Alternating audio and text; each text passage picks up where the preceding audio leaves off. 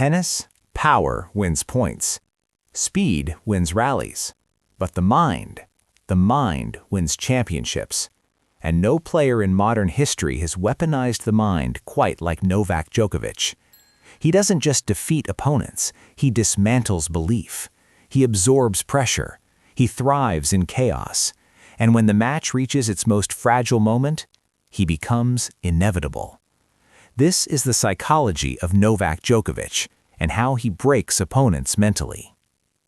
The origin of steel. To understand Djokovic's mind, you have to go back to Serbia in the 1990s, a childhood shaped by war, air raid sirens, and uncertainty. While bombs fell over Belgrade, a young boy practiced tennis in empty swimming pools and improvised courts. Pressure, for him, was not a scoreboard. It was survival. When your formative years are defined by instability, you either break or you build armor. Djokovic built armor, and that psychological steel would one day reshape tennis history. The outsider mentality. When Djokovic rose to the top of the sport, he entered a kingdom already ruled by two giants: Roger Federer, elegance and global admiration; Rafael Nadal, relentless warrior spirit. They were loved, they were established, they were icons. Djokovic was the third man, the outsider, and that role shaped his psychology. Instead of craving approval, he learned to survive without it. Instead of feeding off love, he fed of resistance. Boos did not weaken him, they sharpened him. Because when you feel alone on the court, you stop depending on energy from the crowd. You generated from within. The art of absorption. Most players play their own game. Djokovic plays yours. He studies patterns obsessively, serve direction under pressure, backhand tendencies at deuce, body language after long rallies. He absorbs information like a machine. Then he mirrors. If you hit heavy topspin, he absorbs it and sends it back deeper. If you rush the net, he threads passing shots at impossible angles. If you extend rallies, he extends them longer. This is psychological suffocation. He forces opponents into an uncomfortable truth. Nothing is working.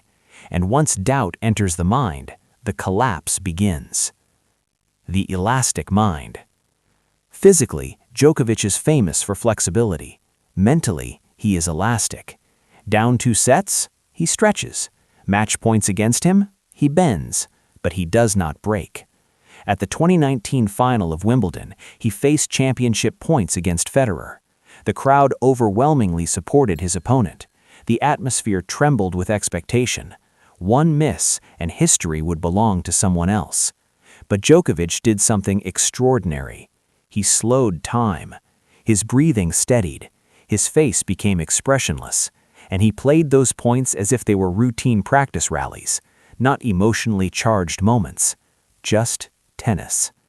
That emotional neutrality is a weapon. He does not allow the magnitude of the moment to distort his decision-making.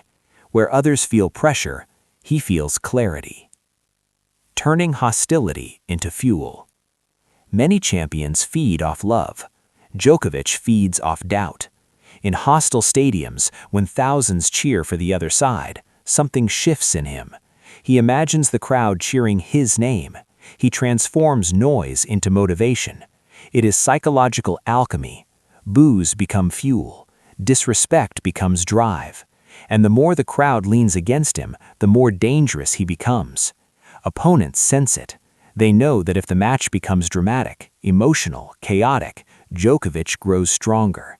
That awareness alone creates tension, and tension leads to errors. The precision of pain. Djokovic doesn't just win points, he wins the long ones, the exhausting rallies, the 25-shot exchanges that leave lungs burning. He understands a brutal psychological truth. If you lose the longest rally of the match, it hurts twice. It drains the body, and it crushes the spirit. Again and again, he forces opponents to play one extra shot, one more stretch, one more defensive slide, until frustration replaces confidence. This is not accidental. This is design. He builds matches like chess games, strategic, patient, cold. Ritual and control. Between points, Djokovic resets. The towel routine, the ball bounces before serve, the deliberate walk to the baseline. These are not random habits, they are anchors. In a sport where momentum swings violently, rituals create stability. They return him to center. They silence internal noise. Psychologically, this keeps him in control even when the match appears chaotic. Control is everything, because the player who feels in control feels powerful, and the player who feels powerless panics. The fifth set phenomenon. Statistics tell a story. Djokovic's record in deciding sets is legendary. When matches go the distance, when bodies ache and nerves tremble, he rises. Why? Because he prepares for suffering. He expects adversity. He does not view long matches as threats, he views them as territory. The longer it lasts, the more psychological cracks appear in the other player. Fatigue amplifies doubt. Doubt amplifies mistakes. And Djokovic waits. Not rushed, not desperate, just waiting for the inevitable opening. The mind as a muscle. Djokovic has spoken openly about meditation, visualization, and mental conditioning. He trains his focus like a physical skill. Visualization before matches, breathing control under stress, emotional detachment after errors. He doesn't deny emotion, he manages it. That distinction separates good players from immortal ones. Because tennis at the highest level is not decided by technique alone. Forehands and backhands are tools. The mind is the architect. The inevitable effect. Ask players privately, and many will admit something unsettling. When they face Djokovic in a tight match, there's a creeping feeling, a voice whispering, "He's going to find a way." That belief, or fear, is the ultimate psychological advantage. Before the final point is even played, the seed of inevitability is planted. And once an opponent begins to expect defeat, defeat arrives faster. Djokovic doesn't just win matches, he installs doubt. He stretches resilience. He challenges identity, until the player across the net no longer believes they can finish him. Legacy of the mind. In an era shared with Federer's elegance and Nadal's ferocity, Djokovic carved his own legend, not with artistry alone, not with brute force, but with mental supremacy. He proved that tennis is not just a physical duel, it is psychological warfare.